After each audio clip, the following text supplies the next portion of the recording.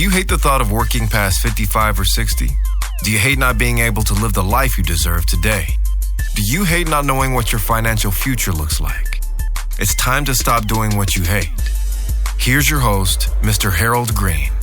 Hello, everybody. This is Harold Green of Bright Tree Management, and it is time to stop doing what you hate. I hope you folks are having a fantastic day today. I am doing pretty good, and was up kind of early this morning, went to get my Starbucks coffee and did my devotionals, and just to kind of make sure that I'm dialed in and I am ready to go. So today I want to talk to you folks about something very important. And my goal is to help people get from the 97% to the 3%, which means 97% of the people in our country, when they retire, they will not have enough to live on to last them their entire lives. And I'm dedicating these shows, the series of shows, to all the people that have sold out of the market, and they're sitting in cash, they're sitting in treasuries, they're sitting in gold, and they're just waiting on a sign from heaven or somewhere to let them know that the coast is clear and it is time to get back into the stock market. And because we're going to be talking about investments, all investments do carry risk of loss. Past performance is no indicator of future results. And before you invest any money, you have to understand your time horizons, your risk tolerance, and make sure that your investment plan is in alignment with a well-balanced, comprehensive financial plan that encompasses all the things that you're going to need, the wants, your dreams and goals, and different things of that nature. And one of the biggest things that hurt people is they make the wrong investment choices at the wrong time. And today I want to talk about treasuries and just how being in treasuries are probably not going to save you. And there are hidden costs of playing it safe at the wrong time in the market. Now, if you are investing in treasuries and that's part of your well-balanced, comprehensive financial plan, then that's great. This show is not for you. But if you're investing in treasuries because you ran away from the stock market because you were afraid that it was going to continue to crash, then I have to ask you a very important question. And the question goes like this. So when did your plan change and it called for you divesting of all of your stocks and buying treasuries? Was that in the plan that said, hey, at some point I got to $1 million, we're going to sell all the stocks and buy treasuries and then live off of maybe the 4% returns that the treasuries are giving us? Or was it a knee-jerk reaction that you said, okay, I'm down 20%. I don't know when the knife is going to stop falling. I'm going to get out, preserve everything I can, and I'm going to change my financial plan to now just go off of maybe $800,000 at 4% a year, and let's just see how that lasts. I'm going to change the way I buy cars. I'm going to change the kind of cars I buy. I'm going to change the vacations I take. I'm going to change when I splurge. I'm going to change all of that because now I'm in treasuries that are earning me 4%. When did you make that adjustment in your plan? For some of you, the answer is going to be, well, I didn't make that adjustment in my plan. I just sold because I was afraid. I sold because I wasn't sure. I sold because I just felt like that was the right thing to do. And right now, treasuries are paying about 4%. In Europe, they're paying between 4 and 5, depending on how long you have. And the question is, do you understand that at 4%, you're probably going to lose out to inflation, and you're probably going to delay your retirement? Now, this is not for everybody, but if you have $1 gazillion in your account, then you can be in treasuries all day. And it's not going to really hurt you because you have so much money. But most people have $150,000 to $200,000 in their 401k. 4% is not going to help you. And I want to share something with you. This show is not to make you feel bad about anything that you've decided. It's not to make you feel bad about anything that you've done. And everyone has to do what they believe is in their best interest. I'm a fiduciary, and my job is to do what's in my client's absolute best interest, their absolute best interest. And sometimes as I work with them, they'll ask questions like, hey, my portfolios are down right now. Yes, they're down, but we're not materializing these losses. We're not taking paper losses and turning them to actual losses, because I'm going to share something with you. Market chaos, I believe, is your second shot at COVID level opportunities. What do I mean by that? Well, I call it the Brinks truck moment. And let's just suppose that you're driving down the street and you see a Brinks truck or a Loomis truck. It crashes in the street, bags of money all over the place. And the cops come out, they cone everything off, and they put up tape, and they tell everybody that's around, hey, guys, look, you got 20 seconds to come here and grab as much of this cash as you want, and you're not going to get prosecuted for it. Take the money, put it in the bank. We're not going to go after you. It's yours. Whatever you can grab, it's yours. Now, this is a hypothetical. How many of you would run grab as much as you can possibly get?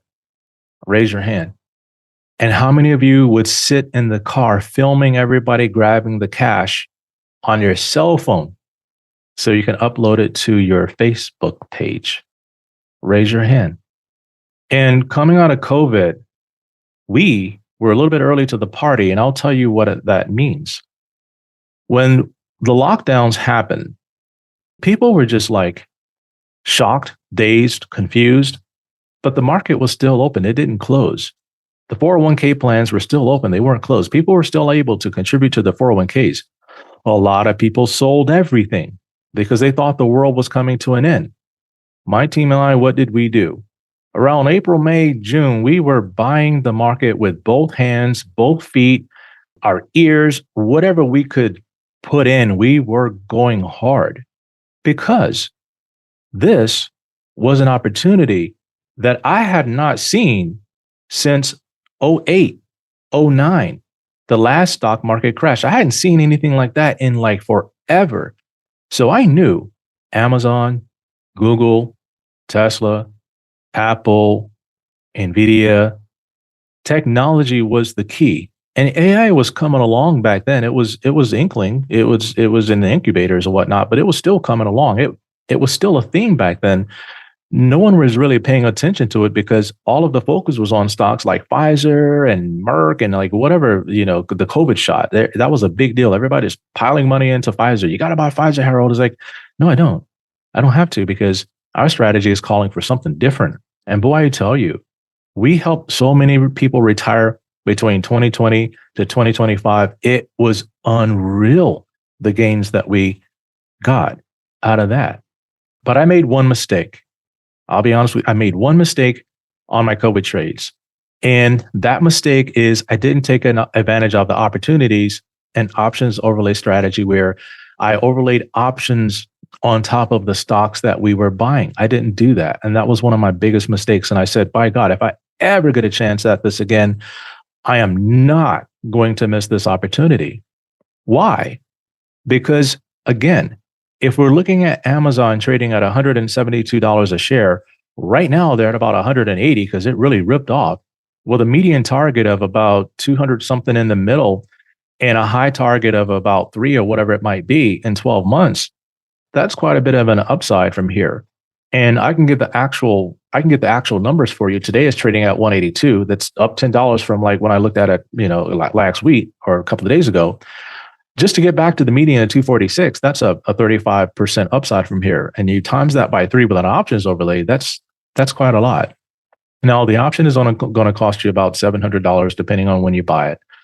$700 for the right to buy 100 shares of Amazon on or before a specific date at a specific price.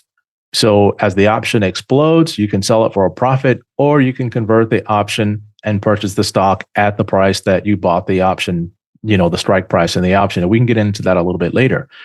But a high target of 287 in the next 12 months, that can be a pretty phenomenal return that you get just by buying into Amazon options at a few $1,000s at a time. The risk of the option is you can lose the entire thing, or you can be up 1,000%.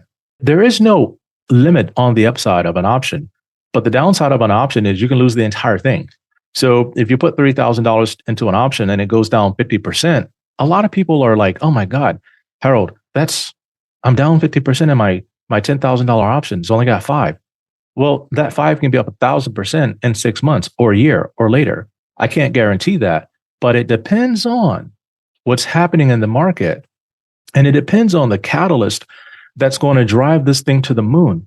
So what are the potential catalysts that we're looking at right now? Well, we're looking at people sitting out there in treasuries, quadrillion, gazillion dollars, gold, a gazillion, quadrillion dollars, cash, a gazillion, quadrillion dollars. I'm being hypothetical and facetious about this, but there are a lot of people sitting in a lot of safe money or things that are hedges against downturns of the market. And a lot of times you don't know when they get back in because of all of this fear. The CNN Fear and Greed Index got down to a 3. To me, that's when they broke the stock market. They literally broke the stock market. It was done. Everybody sold. And you had professionals selling, you had hedge funds selling, you had banks selling, you had people in foreign countries selling. Everybody was selling. They broke the stock market that day. And to me, that's when I told my wife, I said, hey, how much equity we have in the Hawaii house? We got about 300,000 on the line of credit. Let's go get it. How much we have in all of our life insurance policies? Got about 500,000 or so over there. Maybe let's go get some of that. And she said, aren't you being a little bit too aggressive? I said, look, yeah, maybe. She said, why don't you just use all your margin on your Schwab account and then, maybe take some of the money over there? Okay, fair enough. And because she says, well, what if you put it in and it goes down? I said, that's okay. That means I'm a little bit early to the party. Well, I want to be there early to the party because I want to get all the good stuff first, right? I want to get in on the good stuff first while everybody's too afraid to buy it. So went in and bought a bunch more options on Palantir, bought a bunch more options on Amazon. That's me because that's my investment strategy because I'm investing according to my long-term financial plan. And I'm not going to get into what my long-term financial plan is, but someday I definitely want to buy a helicopter, that's for sure. And helicopters aren't that expensive. And when I retire, I think I want to get my pilot's license when I retire. Right now, it's a little bit too dangerous because I have a lot of clients and people that I care about. And I'm about golf right now because it keeps my feet on the ground. And I told my wife, I said, hey, I want to go get a mountain bike and start doing some of that. So she says, no, that's too dangerous. And it's like, she said, just stick to golf because at least you can't get hit by a car playing golf. And I said, yeah. So I said, I get it. And so I might be a little bit early to the party, and I was, but this week I'm being richly rewarded because we're seeing some magnificent things. And a lot of times people get out of the portfolios at the wrong time. They can't stomach the pain. We see all types of research out there now. Our treasuries say things like that. Cash versus stocks. Like, I see things like getting out of the United States and buying foreign country stocks and things like that. I see a lot of that stuff. But what I want to tell you is I'm going to tell you, don't let small returns rob your future because you're afraid. I'm going to say, call me. Schedule a call on brightfg.com to explore some smarter options on what you can do. Or you can listen to the next episode for questions you should ask any financial advisor because that's important. And I just want to share with you this one simple thing. It's okay to reach out and ask for some help. I can't guarantee you that I can help you, but I can guarantee you that I'll have an honest conversation with you and you can decide what you want to do from there. My goal is to get you from the 97% to the 3%. And I'm sharing with you all of these things that people are doing right now that keeps them in the 97% far too long, keep them in their jobs far too long, keeps them making the same mistakes over and over again. So thanks for listening in to me today. I hope this has helped you. And I'm really looking forward to having a conversation with you in the future. So until next time, everybody, 1, 2, 3, let's get it. This is thepodcastfactory.com.